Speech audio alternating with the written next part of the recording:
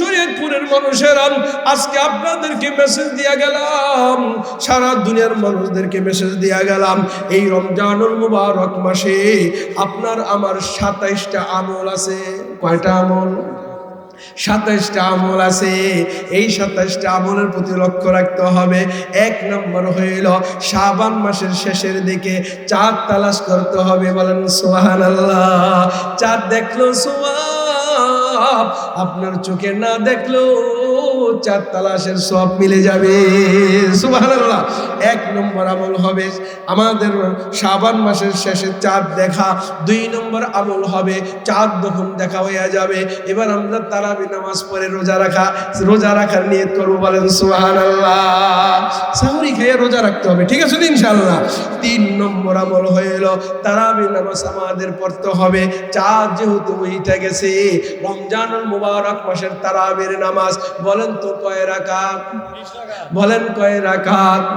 20 রাকাত তারাবি নামাজ নাকি 8 রাকাত? 20 রাকাত তারাবি নামাজ। এই 20 রাকাত মক্কায় পড়ে 20 রাকাত, মদিনায় পড়ে 20 রাকাত, বাইতুল মুকাররমে পড়ে 20 রাকাত, এবার দেওবন্দে পড়ে 20 রাকাত, পুরাতুল কায়নাতে পড়ে 20 রাকাত। কিছু ফেতনাবাজ আছে, এরা 8 রাকাত নিয়ে টানাটানি করে। আমার কথা হইল ভাই, রমজানুল মুবারক মাসের একটা নফল দিবে ফরজের সমতুল্য সওয়াব। তাহলে 20 রাকাত যদি পড়েন তাহলে সওয়াব বাড়লো না কমলো? কি কোন, বাড়লো না? একটা নফল যদি ফরজের সমতুল্য হয় তাহলে সব বাড়ে না কমে? বাড়ে। তাহলে তারাবি নামাজ পড়বো কয় রাকাত? 20 রাকাত। 3 নম্বর আমল হবে সাহরি খাওয়া। সুবহানাল্লাহ বলেন। শেষ রাতে ওইটা সাহরি খাইতে হবে। তবে এই সাহরিটা খুব শেষের দিকে খাবো। আমার নবীজি এক হাদিসের ভিতরে বয়ান করেন, নবীজি যখন সাহরি খাওয়া শেষ করতেন, এরপরে 50টা আয়াত তেলাওয়াত করতে পারতেন। এরপরে সুবহে সাদিকের ফজর ওয়াক্ত হয়ে যেত। এমন সময় যেন না হয় 2টা বাজে মোবাইল টিপে ঘুমাইলাম, তো ঘুমানোর পরে সাহরি খেয়ে ঘুমাই রইলাম, এবার 2 ঘন্টা 3 ঘন্টা ঘুমাইতে পারি, এরকম যেন না হয়। এমন এক সময় উঠবেন আপনার সাহরি খাওয়া শেষ, 2-4 রাকাত নামাজ পড়তে পারেন, একটু কোরআন তেলাওয়াত করতে পারেন। নবীজি 50টা রাকাত 50টা আয়াত তেলাওয়াত করতে পারতেন। এতটুকু সময় রেখে নবীজি সাহরি খাইতেন। সুবহানাল্লাহ বলেন। 5 নম্বরে সেহরি শেষের দিকে খাওয়া, ওই যেটা বললাম। 6 নম্বরে ইফতারি খাওয়া, সন্ধ্যার সময় ইফতারি খেতে হবে। রাসূল বলেন এই প্রত্যেকটা ইফতারির সময় 10 লক্ষ পাপীদেরকে আল্লাহ তাআলা সন্ধ্যার সময় ইফতারির সময় জাহান্নাম থেকে মুক্তি দিয়ে জান্নাত দিয়ে দেয়। সুবহানাল্লাহ বলেন। ইফতারি খাইতে হবে। 7 নম্বরে ইফতারি তাড়াতাড়ি করা সুন্নত। হ্যাঁ, ইফতারি তাড়াতাড়ি করা সুন্নত মানে হইল তাড়াতাড়ি না, এরকম না, আজানের সাথে সাথে তাড়াতাড়ি খাওয়া। আমাদের মা বোনদের দেখা যায় মাগরিবের সময় সেহরির আজান হয়ে গেছে, ইফতারির আয়োজন হয়ে গেছে, কিন্তু এরা ওই ঘর ঝাড়ু দিতেছে, বকরি বাঁধতেছে, এই খানার প্রতি কোনো এই নেই, ইফতারির দিকে কোনো লক্ষ্য টক্ষ্য নাই। আমার আব্বা গরু বাঁধতেছে, তো ইফতারির সময় চলে যাইতেছে। এই তাড়াতাড়ি করতে হবে, অর্থাৎ আজানের সাথে সাথে আপনার ইফতারিটা চালু করতে হবে। বলেন আলহামদুলিল্লাহ। 8 নম্বর ইফতারির দোয়া পড়া। 9 নম্বর ইফতারি ও সেহরিতে খেজুর খাওয়া সুন্নত। ইফতারি তো খেজুর খাবেন, আবার সেহরি খাওয়ার পরে শেষ রাতে আবার 1টা পারলে 2টা পারলে 3টা পারলে একটু খেজুর খাবেন। এই সেহরি এবং ইফতারির টাইমে দোনো টাইমে খেজুর খাওয়া কি সুন্নত। অন্য কিছু খান আর না খান, একটা খেজুর খাইতে পারবেন তো ইনশাআল্লাহ। এবার আসেন 10 নম্বরে দিনভর দোয়া করা, আল্লাহ আল্লাহ তুমি আমারে মাফ করে দাও, তুমি আমারে মাগফিরাত দাও, ক্ষমা দাও, এইভাবে মনে মনে দোয়া করা। 11 নম্বর সকল গুনাহ থেকে বিরত থাকা। এই দিনের ভেতরে যত গুনাহ আছে, চোখের গুনাহ, কানের গুনাহ, হাতের গুনাহ, পায়ের গুনাহ, মুখের গুনাহ, সব গুনাহ থেকে আমরা বিরত থাকবো। 12 নম্বর মিথ্যা বলা থেকে বিরত থাকবো, কারণ মিথ্যা বলা, রমজানুল মুবারক মাসে মানুষ মিথ্যা বেশি বলে, এই জন্য মিথ্যা থেকে আমরা বিরত থাকবো। 13 নম্বর হইল ঝগড়া থেকে বিরত থাকবো। দেখা যায় রমজানুল মুবারককে কেন্দ্র করে এমন বড় বড় একটা ঝগড়া হয়, বড় বড় মারামারি হয়, যেটা জীবন নিয়ে টানাটানি হয়। কতক্ষণ ঠিক কিনা? বহুত এলাকায় এরকম আছে ঝগড়া থেকে আমরা রমজানুল মুবারক মাসে বিরত থাকবো। হ্যাঁ, 14 নম্বর হইল সাধারণত যত ভালো কাজ আছে সব ভালো কাজগুলা আমরা পালন করার চেষ্টা করব। 15 নম্বর হলো বেশি বেশি তওবা করা, আস্তাগফিরুল্লাহ রব্বি মিন কুল্লি যামবি ওয়া আতুবু ইলাইহি লা হাওলা ওয়ালা কুওয়াতা ইল্লা বিল্লাহিল আলিয়্যিল আযীম। এটা বেশি বেশি তওবা করতে হবে।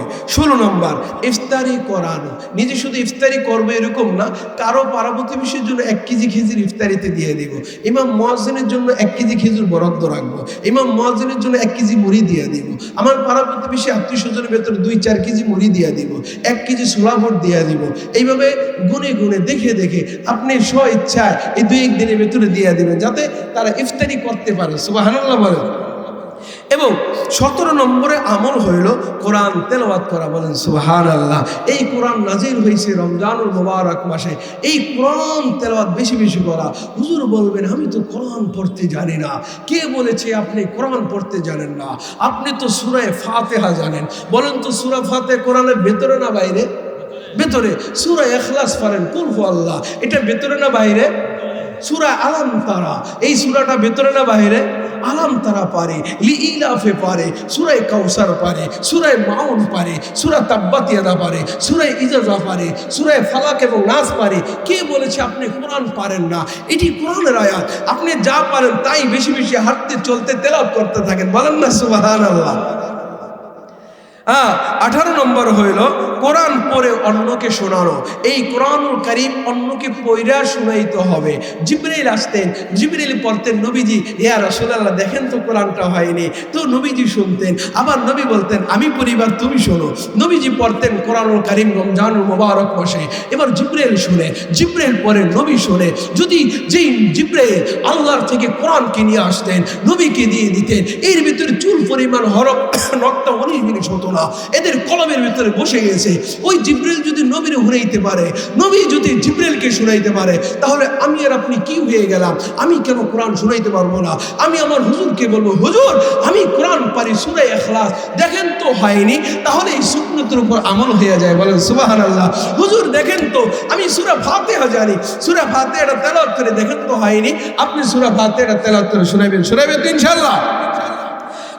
19 নম্বর হলো দান করা। 19 নম্বরে কি? দান করার ব্যাপারে একটু আসতেছি। 20 নম্বর হলো সেহরির সময় তাহাজ্জুদ পড়া। ওই সেহরি খাইতে যখন উঠবেন তখন 4 রাকাত, 6 রাকাত, 2 রাকাত একটু তাহাজ্জুদ নামাজ পড়বেন। কোনোদিন আর রাত্রেবেলা উঠা হয় না। যেহেতু সেহরির টাইম উঠছেন, 2-4 রাকাত তাহাজ্জুদ নামাজ পড়েন না ইনশাআল্লাহ। এটা হবে আপনার 20 নম্বর আমল। 21 নম্বর আমল হইল রমজান উমরা করা, বাইতুল্লাহ যায় হজ করা, নিয়ত করা, উমরা করা। এই রমজানুল মুবারক মাসে বহুত বুজুর্গরা তামাম দুনিয়ার থেকে মক্কা মদিনায় উমরা করার জন্য যায়। সমর্থ হইলে আপনিও উমরা করতে যাবেন।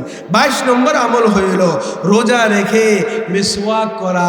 রোজা রেখে বিরাস করার দিকে যাবেন না, রোজা রেখে বিরাস করার দিকে যাবেন না। হুজুর মুখে দুর্গন্ধ, আরে তোমার মুখের দুর্গন্ধটা রমজানুল মুবারক মাসে এটা মালিকের কাছে মিশকু আম্বারের চেয়ে বেশি।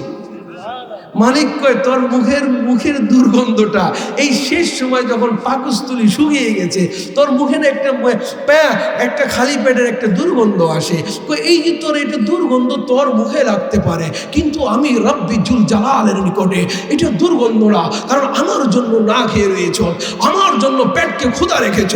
এই তোর মুখের দুর্গন্ধটা এটা আমি রব্বে খাবার নিকট মেশকো আম্বারের চেয়ে বেশি সুগ্রাম। সুবহানাল্লাহ বলেন। এই মেসওয়াক করা, বেশি বেশি মেসওয়াক করবেন। এবার 23 নম্বরে হলো এতেকাফ করা। শেষ দশকে, শেষ দিকে একটু এতেকাফ করার চেষ্টা করবেন। 24 নম্বর আমল হইল শেষ 10 দিন বেশি বেশি ইবাদত বেশি করা, শেষ 10 দিন বেশি বেশি ইবাদত করা। 25 নম্বর হইল কদর তালাশ করা, লাইলাতুল কদর। লাইলাতুল কদরকে আমরা শেষ বেজর রাত্রে আমরা তালাশ করব।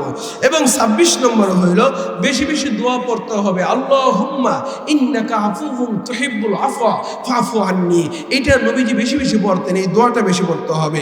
27 নম্বর হইল ফিতরা আছে না, এই ফিতরাগুলো আদায় করতে হবে রমজানুল মুবারক মাসে। বলেন আলহামদুলিল্লাহ। তাহলে রমজানুল মুবারক মাসে 27টি আমল আমরা পেলাম। এই আমলগুলো বলেন তো জরুরি কি জরুরি না? এর ভিতরে একটা 19 নম্বর আসলে দান করা। নবীজির কাছে যখন দান আসতেন এটা জ্বরের বেগে দান করতেন। বলেন সুবহানাল্লাহ। আমি আপনাদেরকে বলবো, আমি বড় সুর দিয়া বলতে চাই না, আমি বড় মায়ার নজরে আপনাদের দিকে তাকিয়েছি।